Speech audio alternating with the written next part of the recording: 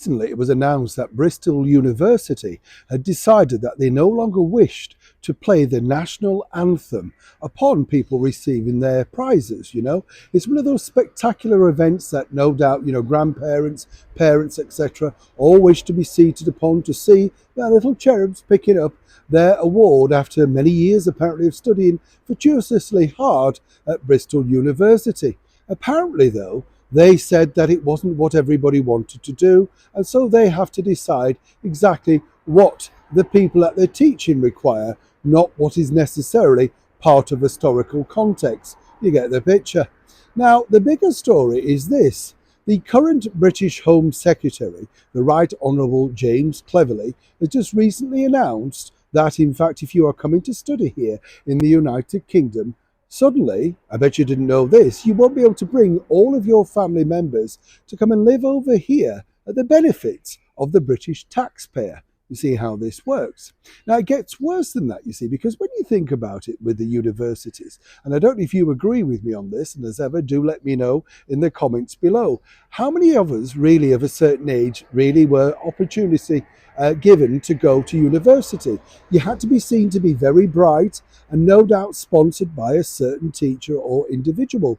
And you were seen as somebody rather special, particularly if you got to one of those big universities, perhaps like Oxford, Eton, that sort of stuff, the really big ones of the day.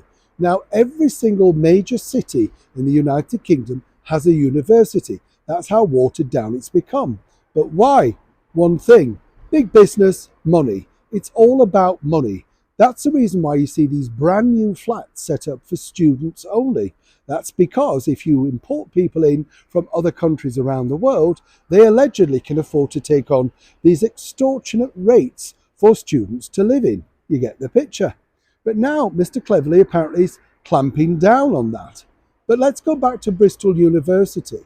How many people agree that a British university in one of the most historical English places has the right to say that they're not going to play the national anthem upon their passing out service?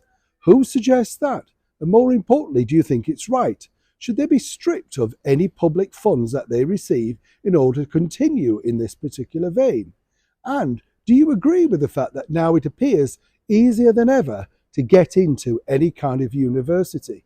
And let's be honest, how many now are being turned into woke activists, popping up at things like eco marchers, Just Stop Oil and Extinction Rebellion? They're that busy.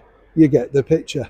I'd love to know your thoughts on this latest missive from the British government. Do you think it'll work? Will it put people off? And as someone pointed out, it could be very damaging to the economy, proving it's not about education and further education. It's always about one thing: money. Neil Sean in the very heart of London.